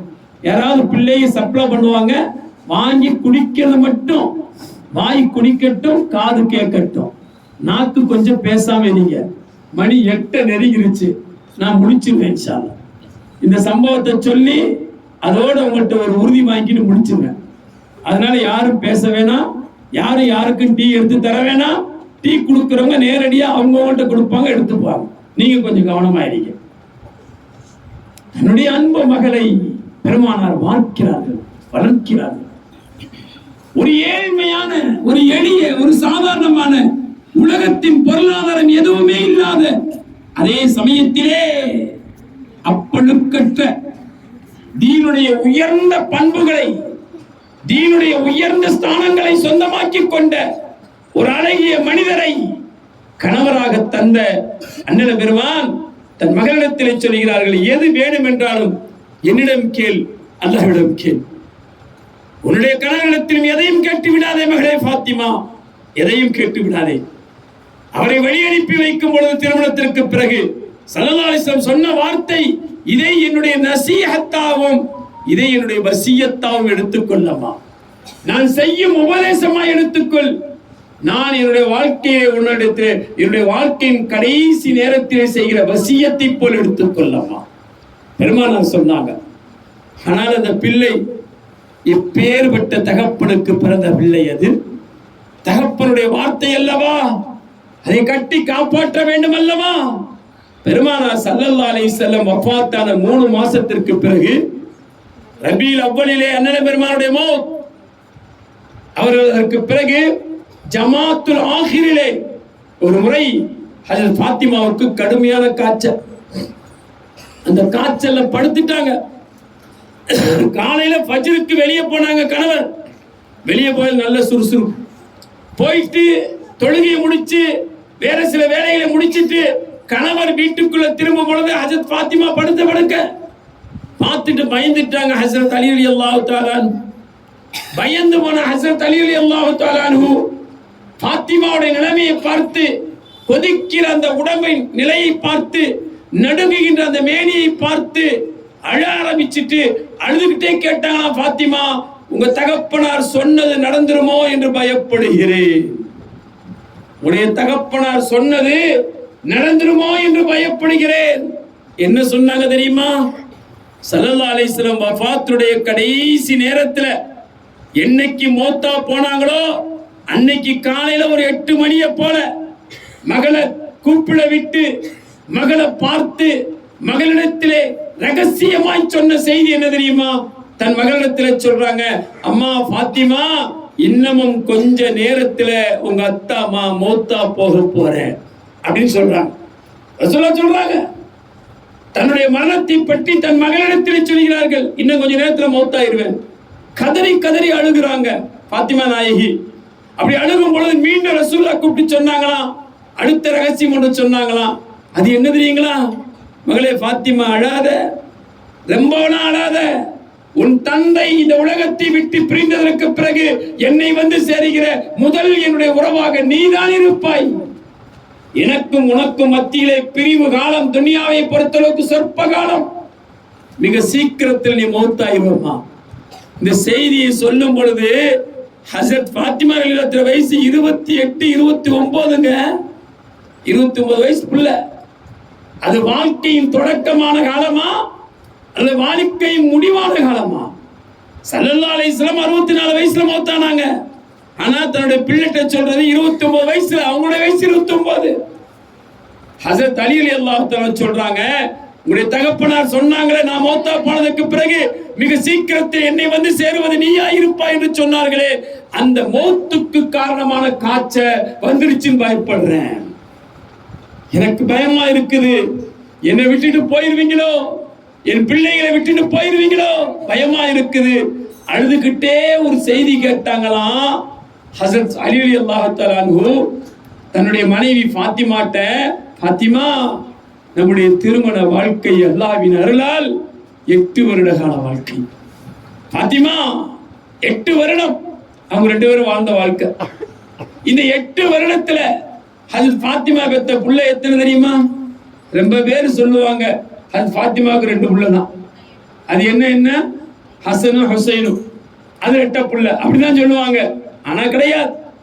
8 வருட கால வாழ்க்கையில 8.5 வருட கால வாழ்க்கையில ஹஜ்ரத் ஃபாத்திமா பெற்றெடுத்தது மொத்தம் 6 குழந்தைகள். ஹசன், ஹுசைன், முஹ்சின் 3 ஆம்பளை பிள்ளை, ஜைனப், ருக்கையா, உம்மு குல்சூம் 3 பெண் குழந்தை. ஆனா இந்த 3 பொம்பளை பிள்ளையும் ஃபாத்திமா நாயகியுடைய அக்காமார்க. அக்காவுடைய பேரை எல்லாம் தம் பிள்ளைக்கு வச்சாங்க. அவங்க 6 பிள்ளை பெற்றவங்க. அவங்க இதெல்லாம் தெரியாத வரலாறு நமக்கு தெரிஞ்சுக்கணும், புரியணும். வரலாறை படிங்க. அண்ணன் பெருமான் ஸல்லல்லாஹு அலைஹி வஸல்லத்தின் அந்த அன்பு மகளிடத்திலே கட்டிய கணவர் ஹஜ்ரத் அலி கேட்கிறார்கள், 8 வருட வாழ்க்கை, 8.5 வருட கால வாழ்க்கை. ஃபாத்திமா என்னுடைய ஆசையை நிறைவேற்றிக்கிறதற்கு நான் பற்றி என்னுடைய மனசுல ஒரு ஆசை, அந்த ஆசையை நிறைவேற்றிக் கொள்ள வேண்டும் என்பதற்காக உன்னிடத்தில் ஒன்று கேட்கிறேன், தயவு செய்து வாய் திறந்து கேள், சொல்லுங்க. ஃபாத்திமா ரலியல்லாஹு அலி ரலியல்லாஹு சொல்றாங்க, நீ மௌத்தா போயிடுவேன்னு பயப்படுறேன். உடைய மௌத்துக்கு முன்னாடி நீங்க கேட்கணும், நான் அதை செய்யணும். என்னங்க கேட்கணும் என்று உங்களுடைய தகப்பனார் என் வாழ்க்கையின் துணையாக உங்களை அனுப்பி வைத்தாரோ அந்த நாள் சொன்ன ஒத்த சொல் இப்ப வரைக்கும் பாதுகாப்பா வச்சிருக்கிறீங்க. அவங்க சொன்ன சொல்லு உன் கணவருடைய மனசை நோகடிப்பதை போல் அவரால் வாங்கி தர முடியாத எந்த பொருளையும் கேட்டு மனதிற்கு சஞ்சலத்தை ஏற்படுத்தி விடாதே என்று சொன்னார் என்ற காரணத்தினால் இப்ப வரைக்கும் எதையுமே கேட்காம இருக்கிறீங்களே, எனக்கு கவலையா இருக்குது. என்னுடைய மனைவி கேட்டு நான் இதை வாங்கி தந்தேன்னு இதுவரைக்கும் ஒண்ணு கூட எனக்கு வரலையே, அதற்காக அல்லாஹ்வுக்காக அல்லாஹ்வை சாட்சியா வச்சு கேட்கிறேன். பாத்திமா, எதையாவது கேளுங்களேன், நீங்க கேட்கறது நான் வாங்கி கொடுத்து சந்தோஷப்படுவேன் என்று மனைவி கேட்டாங்க. நான் வாங்கி தந்துட்டேன் அப்படிங்கிற ஒரு சந்தோஷம் எனக்கு வேணுமே, அதுக்காக யோசிக்காம கேளுங்களேன். மௌத்தாயிருவீங்கன்னு பயப்படுறேனே, உங்களை மௌத்துக்கு பிறகு எதையாவது நான் செய்யணும்னு ஆசைப்படுறேன். ரொம்ப நேரம் யோசிச்சாங்கன்னா பாத்திமா நாய், இதுவெல்லாம் யாருக்கு தாய்மார்களே? இந்த வாழ்க்கை ரசித்து வாழ வேண்டும். அப்பொழுதுதான் அந்த உயர்ந்த ஸ்தானங்களை நாம் அடைய முடியும். ஹஜரத் ஃபாத்திமா ரலியல்லாஹு ரொம்ப நேரம் யோசிச்சதுக்கு பிறகு அடுத்து சொன்னாங்களாம், கஷ்டப்படுத்திடக்கூடாதுன்னு என்னுடைய தந்தை சொல்லி இருக்கிறாங்க. ஆனா எதையாவது கேட்டா தான் உங்களுக்கு சந்தோஷம்னு நீங்களும் சொல்றீங்க, அதனால ஆக சாதாரணமா ஒண்ணு கேட்கிறேன், அதை மட்டும் வாங்கித்தாங்க. சொல்லு, சீக்கிரமா சொல்லு ஃபாத்திமா. ஓடி போய் வாங்கிட்டு வந்தாரேன். எனக்கு ஒரு மாதுளை கனி வாங்கித்தாரு. ஒரு மாதுளம்பழம் எவ்வளவு பெரிய காசு? ஒரு மாதுளம்பழத்தினுடைய மதிப்பு என்ன மதிப்பு? யோசிச்சு பாருங்க. ஹஜரத் ஃபாத்திமா இதை கேட்கிட்ட உடனே அலி ரலியல்லாஹு அன்ஹு வேகமா தன்னுடைய மனைவியை மடியில போட்டு வச்சிருந்தாங்க. தலையை தூக்கி கீழே வச்சுட்டு இதோ வர்றேன் சொல்லிட்டு வெளியே ஓடுறாங்க. வேகமா போறாங்க.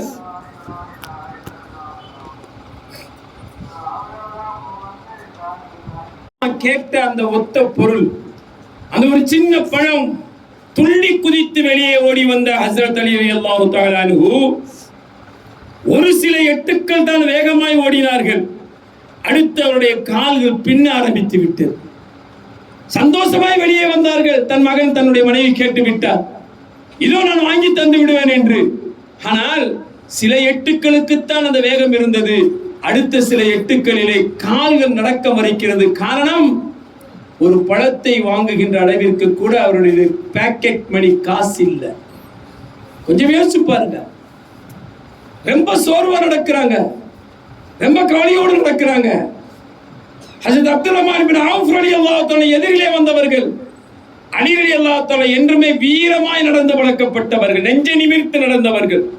சோகம் ததும்ப கால்கள் பின்ன நடக்கிறார்களே, என்ன கவலையோ தெரியவில்லை என்று அவர்களை தடுத்து நிறுத்தி, என்ன காரணம், ஏன் இந்த சோகம், ஏன் நடையிலே சோர்வு என்று கேட்ட பொழுது, எனக்கு நேரம் இல்லை, ஆனால் உங்களிடத்திலே ஒன்றை கேட்கிறேன், கடனாக கேட்கிறேன், எனக்கு ₹1 அன்பளிப்பு கடனாக தாருங்கள். ₹1. அன்றைய அந்த காலத்துடைய மதிப்பு எவ்வளவாக இருந்திருக்க முடியும்? ₹1, 1 தீனார் எனக்கு அன்பளிப்பா என்று கடனாய் தாருங்கள். அல்லாஹ் எனக்கு நசீபை தந்து விட்டால் அதை திருப்பி தருவேன், இல்லை என்றால் அது உங்களுடைய அன்பளிப்பாக இருக்கட்டும் என்று சொல்ல, ஏன் இந்த ₹1 இத்தனை பேச்சு? வேண்டாம், எடுத்து செல்லுங்கள், பிடியுங்கள் என்று சொல்கிறார். இங்கு நாம் யோசிக்க வேண்டும். நபி தன்னுடைய பிள்ளையை கொண்டு போய் எங்க கொடுத்தாங்க? ₹1 காசு இல்லாத மனுஷனுக்கு கொடுத்தாங்க. ₹1 காசு இல்லை என்றால் அவருடைய குடும்பம் எவ்வளவு பெரிய வறிய குடும்பமாக, எவ்வளவு பெரிய கஷ்டமான ஜீவனாக அவருடைய குடும்பம் இருந்திருக்கும். நான் கேட்கிறேன், என் பாசமான தாய்மார்களே, சகோதரிகளே, இன்று உங்களுடைய குடும்பம், உங்களுடைய கணவனுடைய குடும்பம், உங்களுடைய வாழ்க்கையிலே, உங்களுடைய இல்லறத்திலே இது போன்ற வறிய நிலையா நீங்கள் அனுபவித்திருக்கிறீர்கள்? இது போன்ற கொடுமையா நீங்கள் அனுபவித்திருக்கிறீர்கள்? ஆனால் அந்த பிள்ளையுடைய சபர், அந்த பிள்ளையுடைய தியாகம் எப்பேற்பட்ட தியாகம்! ஹஸ்ரத் அலி அந்த ₹1 வாங்கி விட்டு வேகமா ஓடுனாங்களாம் கடையை நோக்கி. இருக்கிற நல்ல பழத்தை பார்த்து என்ன விலை என்று கேட்க ₹1 என்று சொல்ல பணத்தை கொடுத்து அந்த பழத்தை வாங்கிட்டு ஓடி வந்தாங்க. ஓட்டமும் நடையும் வேகமாய் வர்றாங்க. அப்படி வரும் பொழுது இவங்க மனசுல ஒரு ஹதீஸ் ஞாபகம் வந்துச்சு. அந்த ஹதீஸின் படி அமலும் வந்துச்சு. பாருங்க, என்ன ஹதீஸ் ஞாபகம் வந்துச்சு தெரியுமா? அலைனு ஹக்குன், அலைனு ஹக்குன், கண் படுவது மெய், திஷ்டின்னு சொல்றோம்ல. இப்ப நீங்க எல்லாம் திஷ்டின்னு வச்சா உங்கள்ட்ட ஒரு பொட்டு இருக்குது. திஷ்டிக்கு ஒரு பொட்டு இருக்கா இல்லையா? பிள்ளைய அழகா ஜோடிச்சோன்னு என்ன செய்வோம் சொல்லுங்க? பிள்ளைய ஜோடிச்சா என்ன செய்வாங்க? பொட்டு வச்சிருவாங்க, கண்மை பொட்டு. பொட்டு வைக்கிறது ஹராம். பொட்டு வைக்கிறது ஹராம். இது எங்கிருந்து வந்த பழக்கம்? காஃபிர்கிட்ட இருந்து வந்த பழக்கம். காஃபிர்கிட்ட இருந்து வந்த பழக்கு, சகோதர சமுதாயத்திடமிருந்து வந்த பழக்கம் அது. அதை நம்ம பற்றி பிடிச்சுக்கிறோம். கன்னத்துல வச்சிருவோம், அல்லது நெத்தியில வைப்பீங்க, அல்லது உதட்டுக்கு கீழே வைப்பீங்க, அல்லது உங்களுடைய தாடையில வைப்பீங்க. பொம்பளை பிள்ளை ஜோடிச்சா வைக்கிறோமா இல்லையா? சில பேர் ஆம்பளை பிள்ளை கூட வைக்கிறாங்க. தம்பி உங்களுக்குலாம் வச்சிருக்காங்கல்ல? சின்ன பிள்ளைகள் வச்சிருக்காங்க. அவங்க அம்மாட்ட கேட்கணும், கேட்டாதான் தெரியும். வச்சு விடுறோம். ஆனா பொட்டு வைப்பது ஹராம். ஸல்லல்லாஹு அலைஹி வஸல்லம் கண் படுவது மெய், கண் படும், திஷ்டி உண்மை. திஷ்டி இல்லைன்னு சொல்லல, திஷ்டி உண்மை படும். அப்ப திஷ்டி படாம இருக்கணும் என்ன செய்யணும்? பெருமானார் ஸல்லல்லாஹு அலைஹி வஸல்லம் சொல்லி காமிச்சாங்க, ரத்தல்லாஹு ஐனக்கும். இந்த வார்த்தையை சொல்லுங்க. உங்க பிள்ளைய ஜோடிச்சிங்களா? அது உங்க வீட்டு அழகான பதார்த்தம் ஏதாவது செஞ்சீங்களா? யாராவது கண்ணு பட்டா அந்த பதார்த்தத்துடைய சுவை வீணா போயிடும், நல்லா இல்லாம போயிடும். அல்லது ஒரு இனிப்பு பலகாரம் செஞ்சோம், யாராவது கண்ணு பட்டுட்டாங்கன்னா அது வரவே வராது. எவ்வளவுதான் பக்கம் பார்த்து சட்டிக்குள்ள போட்டாலும் அது உடைஞ்சு போயிடும். இப்படிலாம் எத்தனையோ உங்களுக்கு தெரியும், பெண்களுக்கு தெரியும். ஆனால் இப்படி ஏதாவது ஒரு நிலை உங்களுக்கு வந்தால் அப்ப என்ன செய்யணும் என்றால், ரத்தல்லாஹு ஐனக்கும் அப்படின்னு ஒரு துஆவை சொல்லி கொடுத்தாங்க. யாருக்கு இப்ப தெரியலையோ அவங்க எங்க மதரசாவுடைய உஸ்தாதுகிட்ட, எங்க மதரசாவுடைய பிள்ளைகிட்ட கேட்டுக்கங்க. ரத்தல்லாஹு ஐனக்கும் அப்படின்னு சொல்லி அந்த பிள்ளை மீது ஊதி விடுங்க, அல்லது அந்த பதார்த்தத்தின் மீது ஓதி விடுங்க. ஊதிட்டீங்கன்னா யாருடைய கண்ணும் படாது, திருஷ்டி படாது. ஹஸ்ரத் அலி ரலியல்லாஹு தஆலா அன்ஹு பழத்தை வாங்கிக்கிட்டு வேகமா ஓடி வரையில இந்த ஹதீஸ் ஞாபகத்துக்கு வந்துருச்சு. இந்த ஹதீஸ் ஞாபகம் வந்தோடனே என்ன செஞ்சது? அம்மாடி கையில ஒரு பழம், அது கேட்காத என் மனைவி, மௌத்தா போக போற என் மனைவி, இன்னமும் கொஞ்ச நேரத்துல மௌத்தாயிரம் நான் பயந்துகிட்டு இருக்கிறேன், என் மனைவி கேட்ட பழத்தை கையில வாங்கிட்டு போயிட்டு இருக்கிறேன், யாராவது கண்ணு போட்டுருவாங்களே அப்படின்னு சொல்லி வேகமா தன்னுடைய ஜிப்பாவுக்குள்ள ஒழிச்சுக்கிட்டாங்க. தன்னுடைய நெஞ்சு பகுதியில கொண்டு வச்சுக்கிட்டு ஓடுறாங்க. அந்த பெரிய பெரிய கடை வீதியெல்லாம் தாண்டி ஒரு சின்ன சந்துக்குள்ள, தன்னுடைய வீடு இருக்கிற பகுதிக்கு ஒரு சின்ன சந்து, அந்த சந்துக்குள்ள போறாங்க. போகும் பொழுது பார்த்தா அந்த சந்துல ஒரு பெரியவர், வயது மூத்த பெரியவர் குறுக்க படுத்து கிடக்கிறார். அவரை தாண்டினா தான் அங்க போக முடியும். இப்ப தாண்டலாம் நினைக்கிறாங்க, பார்த்தா பெரிய தாடி, பெரிய ஜுப்பா, அழகான மனுஷனா தெரியாத மயக்கத்துல கிடக்கிறார், கீழே கிடக்கிறார். ஏன் இப்படி கிடக்கிறாங்க? யார் இவங்க? இவங்க நம்ம ஊருக்காரங்களும் இல்லையே, வெளியூர்ல இருந்து வந்திருப்பாரு போல தெரியுது, யாருன்னு தெரியலையே. இப்ப இவரை தாண்டதா வேணாமா? மனசு போட்டு அலைவாயுது. இப்படி அலைவாயும் பொழுது இன்னொரு ஹதீஸ் ஞாபகம் வருகிறது, மல்லம் யர்ஹம் ஸகீரனா வலம் யுஅக்கிர் கபீரனா ஃபலைஸ மின்னா. இந்த ஹதீஸ் ஞாபகத்துக்கு வந்துருச்சு. மல்லம் யர்ஹம் ஸகீரனா, உங்களில் யார் சின்ன குழந்தைகள் மீது அன்பு காட்டலையோ, வலம் யுஅக்கிர் கபீரனா, பெரியவர்களுக்கு யார் மரியாதை செலுத்தலையோ, ஃபலைஸ மின்னா, அவர்கள் என்னை சார்ந்தவர் இல்லை என்று பெருமானார் ஸல்லல்லாஹு அலைஹி வஸல்லம் சொல்றார். அப்ப பெரியவருக்கு மரியாதை கொடுக்கணும். இந்த மனுஷன் படுத்த படுக்கையா இருக்கிறார், கண்டுக்காம போயிட்டா நபியினுடைய ஹதீஸுக்கு மாற்றம் செஞ்ச குற்றம் நம்ம மீது வந்துடும். இப்ப என்ன செய்யறதுன்னு தெரியல. அதே சமயத்துல இவரை கண்டுக்கணும்னு உட்கார்ந்தா அங்க மனைவி மோத்தா போயிட்டா என்ன செய்யறது அப்படிங்கிற பயம் மனசுக்குள்ள துடிக்கிறாங்க. இடைப்பட்ட நேரத்துல ஹதீஸுக்குத்தான் முக்கியத்துவம், அதைத்தான் நான் அமல் செய்வேன். கீழே உட்கார்ந்தாங்க, அந்த பெரியவரை தூக்குனாங்க. நீங்க யாருங்க, எங்கெங்க வந்தீங்க, ஏங்க இப்படி தெருவில் இப்படி படுத்து கிடக்குறீங்கன்னு கேட்கல. தம்பி நான் வெளியூர் தான் ஊரை சொல்றாங்க, மதீனாவுக்கு பக்கத்துல பத்ஹா என்ற ஒரு சின்ன கிராமம், அந்த ஊர் பேரை சொல்லிட்டு அங்கிருந்து வந்தேன். ஹஸரத் அலி ரலியல்லாஹு தஆலா பார்க்க வந்தேன், அவங்கள்ட்ட என்னுடைய ஆசையை சொல்லி நிறைவேற்றணும்னு வந்தேன் என்று சொல்கிறார். சொல்லுங்க என்னங்க ஆசை? வந்தேன், மயக்கமாயிட்டேன், பேச முடியல, கீழே விழுந்துட்டேன். இல்ல பரவாயில்ல, சொல்லுங்க நீங்க என்ன ஆசை? இல்ல நான் அழிட்ட தான் சொல்லணும். பரவாயில்லைங்க, நீங்க யாரை பார்க்க வந்தீர்களோ அந்த அழி நான் தான். எனவே நீங்க கேளுங்கள், நீங்க என்ன கேட்கிறீங்களோ நான் நிறைவேற்றுவேன். நீங்க தயவு செய்து கேளுங்க. நீங்க ரசூலுல்லாஹ்வுடைய மருமகன் ஹஸரத் அலி தானே? ஆமா, நான் தான் அந்த அலி, ஃபாத்திமாவுடைய கணவர் தான். சொல்லுங்க என்ன வேணும்? எனக்கு ஒரே ஆசை, உங்கள்கிட்ட வந்து ஏதாவது உங்கள்கிட்ட கேட்டு வாங்கி சாப்பிடணும்னு. வர்ற வழியெல்லாம் பசினால, கொடுமையான பசினால நான் கீழே விழுந்துட்டேன். ஆனா எனக்கு ஒரு மாதுளம்பழம் வாங்கித்தாங்க. அவர் கேட்கிறார். மயக்கத்தில் இருக்கிறார், கண் திறக்க முடியல. எனக்கு என்ன வேணும்? மாதுளம்பழம் வேண்டும் என்று கேட்கிறார். இவரிடம் ஒரு பழம் இருக்கிறது. அந்த பழம் யாருக்கானது? யாருக்கானது? தன்னுடைய அன்பு மனைவி ஃபாத்திமா, பாசமிக்க மனைவி, நேசமான பிள்ளை, நபியினுடைய அற்புத குழந்தை, அழகான பிள்ளை, அற்புதமான பிள்ளைகளை பெற்றெடுத்த அருந்தாவே தாய், சொர்க்கத்தின் தலைவி அன்னை ஃபாத்திமாவுக்காக வாங்கி செல்கிற பழம், இடையிலே குறுக்கிலே கிடைக்கிற, மயக்கத்திலே கிடைக்கிற மனிதனை மயக்கம் தெளிய வைத்து அவர் பேச கண் திறப்பதற்கு முன்னாலேயே எனக்கு மாதுளம்பழம் ஊட்டி விடுங்கள், மாதுளம்பழம் வேண்டும் என்று சொல்கிறார் என்றால் இவர்களுக்கு எவ்வளவு பெரிய சங்கடமாயிருக்கும், இவர்களுக்கு எவ்வளவு பெரிய சோதனையாயிருக்கும். இவர் கேட்ட உடனே ஹஸரத் அலி ரலியல்லாஹு தஆலாவுக்கு இன்னொரு குர்ஆனுடைய வசனம் ஞாபகத்துக்கு வருது. இந்த பெரியவர் கேட்கிறார்.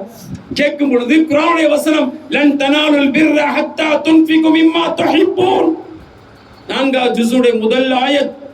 பாசமான தாய்மார்களே, குர்ஆனுடைய வாழ்வியம். குர்ஆன் சொல்லுது, லன் தனாலுல் பிர்ர, என்னிடத்திலே நாளைய மறுமையிலே எவரும் நன்மையை பெற முடியாது. அல்லாஹ் சொல்றான், ஹத்தா துன்ஃபிகு, இதுவரை என்றால் நீங்கள் செலவழிக்க முடியும், நீங்கள் செலவழிக்க வேண்டும். மிம்மா துஹிப்பூன், நீங்கள் எதை பிரியப்படுகிறீர்களோ, நீங்கள் எதை நேசிக்கிறீர்களோ, நீங்கள் எதை பாக்கியமாய் கருதுகிறீர்களோ, அப்படிப்பட்ட உங்களுடைய சொத்து சுகத்தை எனக்காக செலவழிக்காவிட்டால் நாளைய மறுமையிலே நீங்கள் எந்த நலனையும் என்னிடம் பெற முடியாது. இது சத்தியம் என்று அல்லாஹ் சொல்கிறார். இந்த வசனம் ஹஸரத் அலி ரலியல்லாஹு அன்ஹுடைய மனசுல அப்படியே ஓடுது, என்னமா ஓடுது. இப்ப கேட்டது பழம், வாங்கி சென்றதோ தன் மனைவிக்கு. வயோதிகர் ஒருவர் கேட்கிறார், குர்ஆன் இப்படி சொல்லுகிறது, இந்த நேரத்தில் என் கையிலே இருக்கிற அந்த ஒரு மாதிரி கனியை தவிர இந்த உலகத்தில் எந்த பொருளும் எனக்கு பிரியமான பொருள் அல்லவே, இதுதானே என்னுடைய மதிப்புமிக்க பொருள், இதை வாங்கி செல்வது என் மனைவிக்காக அல்லவா, இதை இவருக்கு கொடுக்க சொல்லி குர்ஆன் சொல்லுகிறதே, இதை கொடுத்து விட்ட என் மனைவி நிலை என்ன? பதறுகிறார்கள். தங்களுக்குள்ளே ஒரு முடிவுக்கு வந்தார்களாம், அந்த பழத்தை இரண்டாக பிரிப்போம், ஒரு பாதியை மனைவிக்காக, மறு பாதியை முத்துக்களை எடுத்து இவருக்கு தீர்த்தி விடுவோம், இவருக்கு ஊட்டி விடுவோம் என்று மறு பாதியில் இருக்கிற முத்துக்களை எல்லாம் அவருக்கு ஊட்டி விட்டு ஆசை தீர்ந்ததா, ஆவல் பூர்த்தியானதா என்று கேட்கிறார்கள்.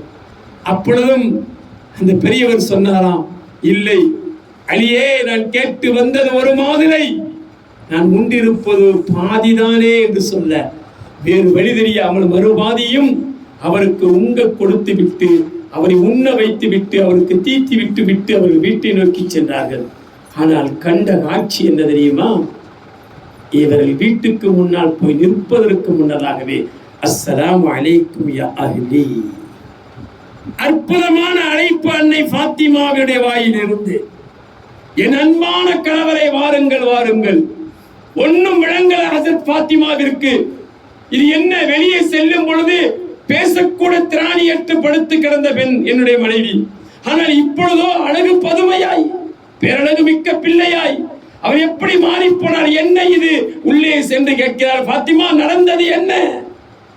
அல்லாஹ்வின் சோதனையிலே மறுவாதி மாதிலை கனியை பெரியவருக்கு நீங்கள் ஊட்டி விட்ட பொழுது அல்லாஹ் என்னை சரி செய்தார் என்று சொல்லுகிறார். இது எப்படி நடந்தது? இது எப்படி நடந்தது? ஹஸரத் அலி ரலியல்லாஹு தஆலா அன்ஹு, எப்படியோ அல்லாஹ் உங்களை சரி செய்துட்டான்ல, எனக்கு அது போதும் ஃபாத்திமா, இது இருக்கிற நாட்களை, மிச்ச நாட்களை எத்தனை மாதுளம்பழம் வாங்கி தருவேன் தெரியுமா? முதல்ல அல்லாஹ்வுக்கு நன்றி செலுத்துவோம், அல்லாஹ்வுக்கு சுக்ர் செய்வோம், வாங்க உள்ள போய் தொழுவோம். 2 பேரும் உள்ள வீட்டுல போய் தொழுதுட்டு இருக்கிறாங்க. தலைவாசல் மீண்டும் தட்டப்படுது. தட்டப்பட்டா வந்து கதவை திறக்கிறாங்க. ஹஸரத் அலி திறந்தா வெளியே அப்துல் ரஹ்மான் இப்னு அவுஃப் ரலியல்லாஹு தஆலா என்று வந்திருக்கிறார். அதே அப்துல் ரஹ்மான் இப்னு அவுஃப் என்று வந்திருக்கிறார். ஹஸரத் அலி ரலியல்லாஹு தஆலா என்னங்க, தலையில ஒரு சின்ன ஒரு பொட்டம், ஒரு சின்ன ஒரு முடிச்சு போட்ட ஒரு பை தலைமையில வச்சுக்கிட்டு நிற்கிறாங்க. இதோ என் தலையிலே இருப்பதை உங்களுக்கு ஒருவர் கொடுக்க சொன்னார். என்னது என்று கேட்கிறார்கள். என்னது என்று கேட்கிறார்கள். நீங்களே பாருங்க. திறந்து பார்க்கிறாங்க. உள்ள 9 மாதுளை கனிகள் இருக்கிறது. 9 மாதுளை கனிகள். இதை கொடுக்க சொன்னார் ஒருவர் பெரியவர். உடனே ஹசரத் அலி தான் சொன்னா, இல்லை இது எனக்குரியது அல்ல.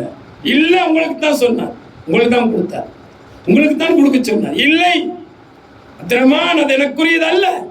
நிச்சயமா இல்லை. இல்லை, எனக்கு தெரியாதா? நான் உங்களோட குடும்பத்தோட உள்ளவன் அல்லவா?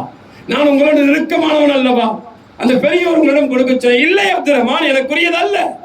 திருப்பி மீண்டும் மீண்டும் இல்லை இல்லை என்று சொன்னார்.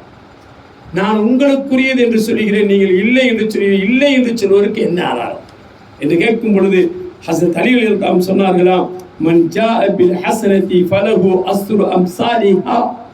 குர்ஆனிலே அல்லாஹ் சொல்கிறார், குர்ஆனிலே அல்லாஹ் சொல்கிறார், அல்லாஹ்விற்காக ஒன்றை நீங்கள் தருவீர்களே ஆனால் பகரமாய் 10 திருப்பி தருவேன் என்று அல்லாஹ் சொல்கிறான். எனக்குரியதாக இருந்தால் இதிலே 10 மாதுளக்கனி இருந்திருக்க வேண்டும், இருப்பது 9. அதனால் தான் சொல்கிறேன், இது எனக்குரியதல்ல. அப்பொழுது சொன்னார்கள், இல்லை இல்லை, கொடுத்தவர் 10 தான் கொடுத்தார். உங்களுக்கும் எனக்கும் உள்ள நெருக்கத்தின் காரணமாய் அந்த ஒரு பழத்தை வரும்பொழுதே சாப்பிட்டுட்டேன். அவ்வாறு என்றால் அல்ஹம்துலில்லாஹ், அல்ஹம்துலில்லாஹ். சோதனைகள் சோதனைகள். பாசமான பிள்ளைகளே, மரியாதைக்குரிய தாய்மார்களே, சகோதரிகளே, நமது மதரசா, எங்களது மதரசாவுடைய மாணவி கண்மணிகளே, தீன் அமானிதம். ஆரம்பத்தில் சொன்னார்கள், சங்கைக்குரிய நம்முடைய மதரசாவுடைய பொறுப்புதாரியான சங்கைக்குரிய அமானுல்லாஹ் ஹஸ்ரத், அமானிதமாய் கொடுக்கப்பட்டிருக்கிற மதரசா, அமானிதமாய் கொடுக்கப்பட்டிருக்கிற மஸ்ஜித், நீங்கள் பெற்றெடுத்திருக்கிற பிள்ளைகள் அமானிதம். இந்த அமானிதங்கள் விஷயத்திலே நீங்கள் சரியாக நடந்து கொள்ள வேண்டும். அருள்மறை குர்ஆனிலே அல்லாஹ் சொல்லி காட்டுகிறான், இன்ன அரல் அமானத அலஸ் ஸமாவாத்தி வல் அர்த். என்னுடைய அமானிதத்தை நான் வானத்திடம் கொடுத்தேன், பூமியிடம் கொடுத்தேன், மலைகளிடம் கொடுத்தேன். ஃபஅபைன, தீன் என்ற அமானிதத்தை அவைகள் எல்லாம் ஏற்றுக்கொள்ள, அதன்படி நடக்க முடியாது என்று பயந்து மறுத்தன, வேணாம் என்று சொல்லி ஒதுக்கின. ஆனால் மனிதன் ஏற்றுக்கொண்டான். தீன் என்ற அமானிதத்தை மனிதன் ஏற்றுக்கொண்டான். ஏற்றுக்கொண்ட அந்த அமானிதத்தை நீ நிறைவேற்றுவாயானால் சொர்க்கத்தின் உயர்ந்த ஸ்தானங்கள், சொர்க்கத்தின் உயர்ந்த நிஅமத்துகள் உங்களுக்கு சொந்தம் என்பதையும் குர்ஆன் சொல்லுகிறது. எனவே கண்ணியமான தாய்மார்களே, பாசத்திற்குரிய சகோதரிகளே, உங்களுடைய ஒவ்வொரு வீட்டிலும் இருக்கிற பிள்ளைகளை இந்த நமது மதரசாவின் மூலமாக முஅல்லமாவாக, முபல்லிகாவாக, ஆலிமாவாக உருவாக்க வேண்டும் என்று சபதம் எடுங்கள். யார் தன்னுடைய பிள்ளையை ஆலிமாக, ஹாஃபிதாக, ஆலிமாக்களாக, ஹாஃபிலாக்களாக யார் ஆக்கி வைத்து விடுகிறாரோ, அந்த தாய்க்கும் தந்தைக்கும் பௌர்ணமி நிலவின் வெளிச்சத்தை விட பிரம்மாண்டமான பேரழகுமிக்க வெளிச்சமான கிரீடங்களை தலையிலே அமர்த்தி வைத்து அவர்களை நாளைய மறுமையிலே அல்லாஹ் தன்னுடைய அரிசி நிழலுக்கு கீழ் ஒய்யாரமாக, மிகச் சந்தோஷமாக, பிரம்மாண்டமான திட்டுகளிலே, பிரம்மாண்டமான மேடைகளிலே அவர்களை அமர்த்தி வைத்து அவருடைய உடம்பு முழுக்க ஆபரணங்களை அணிவித்து சொர்க்கத்தினுடைய ஆடைகளை உடுத்திவிட்டு அல்லாஹ் அழகு பார்த்து பிறகு அவர்களை சொர்க்கத்துக்குள் அனுப்பி வைப்பார் என்று முஹம்மது ரசூல் ஸல்லல்லாஹு அலைஹி வஸல்லம் நமக்கு சோபனம் சொல்லி இருக்கிறார்கள், நமக்கு சுபச்செய்தி சொல்லி இருக்கிறார்கள். எனவே தாய்மார்களே, பாசத்திற்குரியவர்களே, மதரசா, மஸ்ஜித், தீன், நமது பிள்ளைகள், இவர்கள் எல்லாம் நம்மிடம் கொடுக்கப்பட்ட அமானிதங்கள். இந்த அமானிதத்தை பற்றி கேள்வி கேட்காமல் நிச்சயமாய் நமக்கு முடிவு வராது. ஆனால் புத்திசாலியாய் நாம் இருக்க வேண்டும் என்றால் நம்முடைய பிள்ளைகளை ஆலிமாக்களாக, முபல்லிகாக்களாக, ஏன் பிள்ளைகளை ஏன் பேசுவது, பிள்ளைகளை ஏன் யோசிக்க வேண்டும்? இந்த மஹல்லாவில் இருக்கிற ஒவ்வொரு தாய்மார்களும் வாங்கலை இந்த மதரசாவுக்கு. நீங்க உங்களுடைய நேரம் என்ன? சங்கைக்குரிய ஆலிம் பெருமானாரிடத்தை அணுகுங்கள். எங்களுக்கு இந்த நேரத்தில் வர முடியும், ஒரு நேரம் சொல்லுங்கள். அவருடைய மனைவி, அவருடைய துணைவியார் அற்புதமான பிள்ளை, அவர்களும் ஒரு சேவையாக, அவர்களும் மிகப்பெரிய சேவை செய்து கொண்டிருக்கிறார்கள். சங்கைக்குரிய உலமாக்கள் இருக்கிறார்கள், அவரிடத்தில் நேரம் கேளுங்கள். உங்களையும் நீங்கள் பக்குவப்படுத்துங்கள்.